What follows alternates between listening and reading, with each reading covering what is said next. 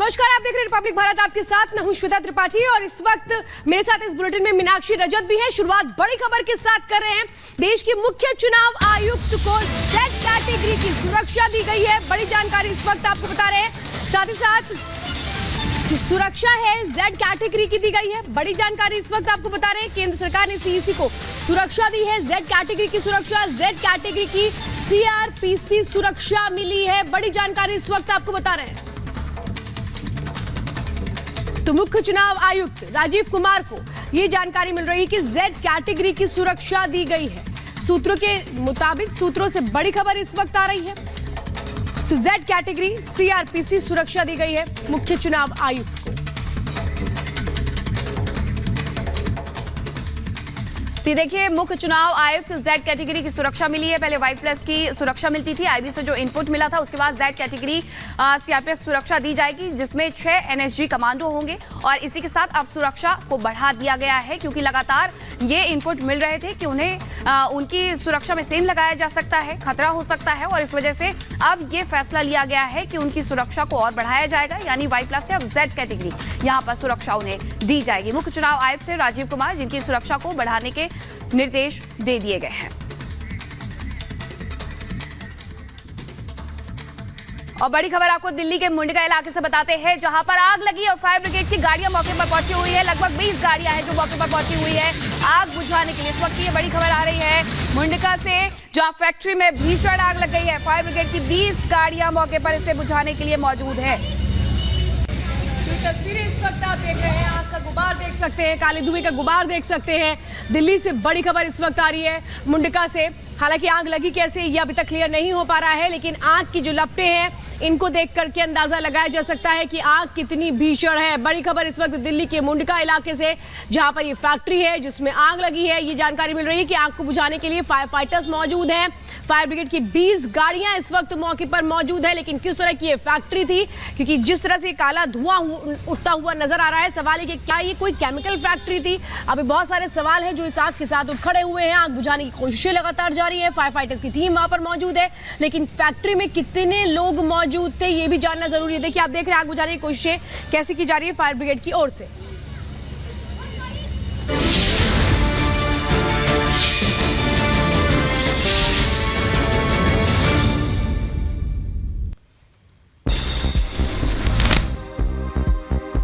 कांग्रेस प्रदेश अध्यक्ष अजय राय के शीर्ष नेतृत्व से नाराज होने की खबर। सूत्रों से खबर, गठबंधन में बलिया से मांग रहे टिकट। अजय राय वाराणसी से नहीं लड़ना चाहते चुनाव। बीआरएस नेता के कविता से शनिवार को जेल में सीबीआई की पूछताछ। के कविता से 100 करोड़ की रिश्वत से जुड़े सवाल किए गए। सीबीआई ने कविता के लिखित बयान भी दर्ज किए।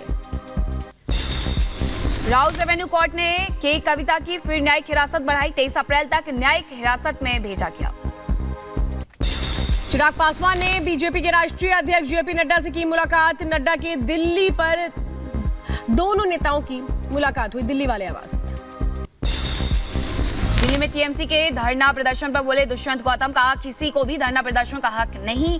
वो मुख्यमंत्री लोग अपना काम कर रहा है। टीएमसी बंगाल में अपना कानून चलाएगी और यहाँ भी अपना कानून चलाएगी।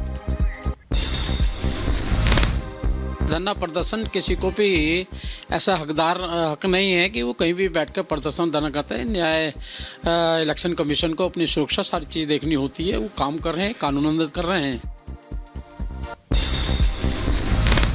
सीमा की सुरक्षा पर दुष्यंत गौतम ने विपक्ष पर साधा निशाना। कहा यह बदलता हुआ भारत है, अब घर में जाकर मारने की ताकत और हिम्मत रखते हैं। कोई हमें छेड़ेगा तो हम उसे छोड़ेंगे नहीं।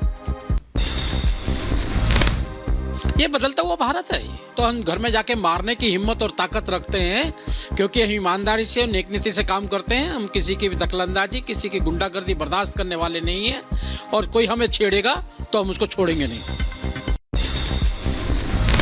झारखंड के रांची से बड़कागांव विधायक अंबा प्रसाद ने रिलीज किया खुद का गाना। गाने में लीड रोल में नजर आ रही हैं अंबा प्रसाद।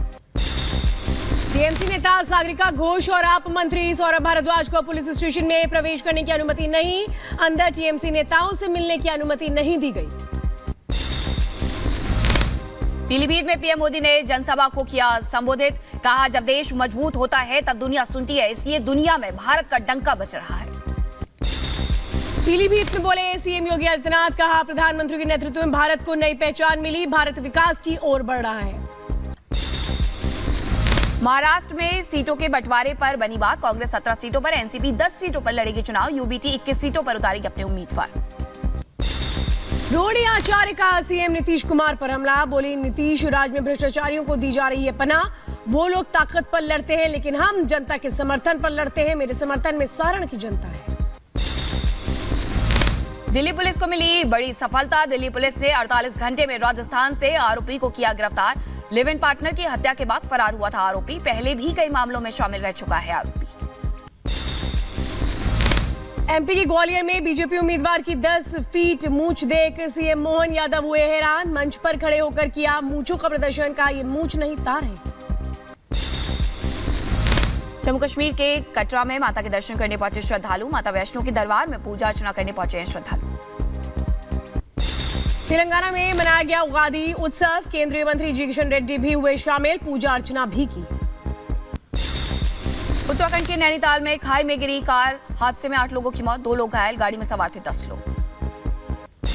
उत्तर प्रदेश के सुल्तानपुर में पुलिस की हत्या चढ़ा हत्या का आरोपी विजय नारायण, हत्या के आरोपी को पुलिस मुठभेड़ के दौरान किया गया था गिरफ्तार, हत्याकांड के 48 घंटे में पुलिस ने आरोपी को पकड़ा। जम्मू कश्मीर के शोपिया में सेना का सर्च ऑपरेशन लगातार जारी, कल शोपिया में हुआ था आतंकी हमला, हमले में घायल शख्स का इलाज जारी।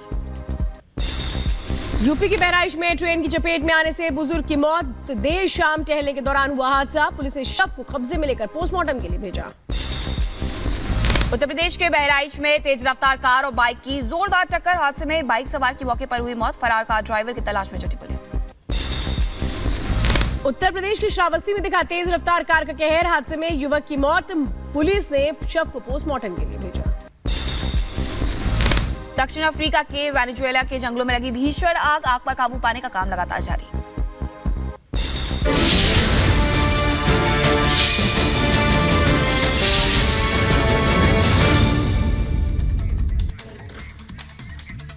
तो बीजेपी के अध्यक्ष, ये बताया जा रहा बिहार बीजेपी के अध्यक्ष सम्राट चौधरी ने आरजेडी नेता तेजस्वी यादव पर जबरदस्त प्रहार किया है, जिस पर आरजेडी नेता तिलमिला गए हैं। बीजेपी के इस हमले का क्या जवाब दिया गया है, आरजेडी किस तरीके से हमलावर, एक रिपोर्ट में देखिए।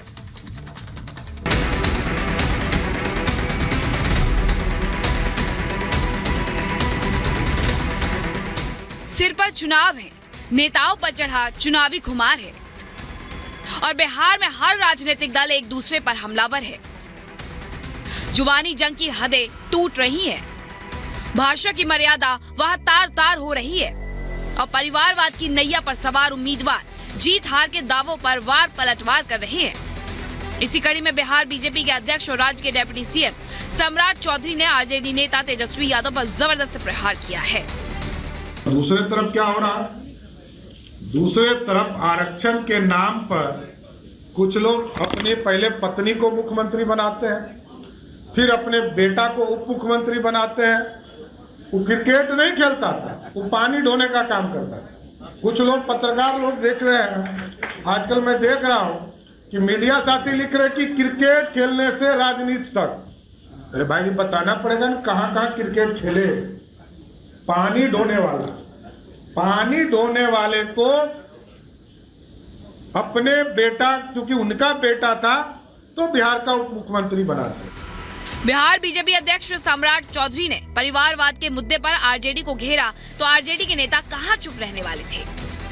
परिवारवाद की बैसाखी के सहारे पहली बार राजनीति के समर में उतरी आरजेडी अध्यक्ष लालू यादव की बेटी रोहिणी आचार्य ने फौरन मोर्चा संभाल लिया, लेकिन वो जवाब देने की जल्दबाजी में ये भूल गई कि राजनीति में नए नवेलों के लिए भाषा का स्तर बनाए रखना न सिर्फ जरूरी है बल्कि ये मतदाताओं के बीच उनकी राजनीतिक पहचान के लिए भी जरूरी है। खैर रोहिणी ये सब भूल गई और उन्होंने सम्राट चौधरी को न सिर्फ निशाने पर लिया बल्कि ऐसा माहौल बनाया कि एक बार की ये सोचना मुश्किल हो गया कि रोहिणी पहली बार राजनीति में आई हैं या वो राजनीति की बिसात पर प्यादों के मंत्रियों को टक्कर देने के हर दाव पेच की पूरी ट्रेनिंग लेकर आई हैं।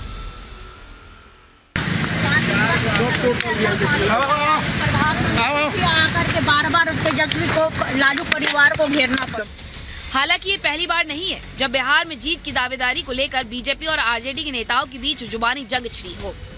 दोनों दलों के नेता आए दिन एक दूसरे को लपेटते रहे हैं, लेकिन राजनीतिक टीका टिप्पणी का ये दौर जिस तरह से बदजुबानी में तब्दील होता नजर आ रहा है, उसे देखते हुए इस बात की आशंका जोर पकड़ रही है कि आने वाले दिनों में इसका और भी तल्ख रूप दिखेगा। खासकर आरजेडी नेताओं पर इसका असर और भी देखने को मिल सकता है, क्योंकि एक तरफ जहां चुनाव से पहले आरजेडी नेता भ्रष्टाचार को लेकर निशाने पर है, तो दूसरी तरफ इंडी गठबंधन में सीटों को लेकर चल रही नूरा कुश्ती भी आरजेडी में हताशा भर रही है। Bureau report, Republic Bharat. Lok Sabha चुनावों को लेकर के तैयारियां तेज हो गई है और सियासी जंग भी यहां पर देखने को मिल रही है, जुबानी जंग जो है। और अब ऐसे में बीजेपी की तरफ से एक बड़ा बयान आया और कहा गया कि कांग्रेस का फ्यूल खत्म हो गया है। दरअसल इसके पीछे की कहानी ये है कि राहुल गांधी गए हुए थे मध्य प्रदेश के शहडोल में चुनाव प्रचार करने के लिए, लेकिन जैसे ही चौपर में सवार होते हैं उनका चौपर उड़ान नहीं भर पाता है। कांग्रेस की तरफ से कहा जाता है कि तकनीकी खराबी है, तो बीजेपी की तरफ से यहाँ पर शिवराज सिंह चौहान ने बड़ा दावा करते हुए कहा है कि फ्यूल खत्म हो गया और ऐसे ही कांग्रेस का भी फ्यूल खत्म हो गया है। रिपोर्ट दिखाते हैं।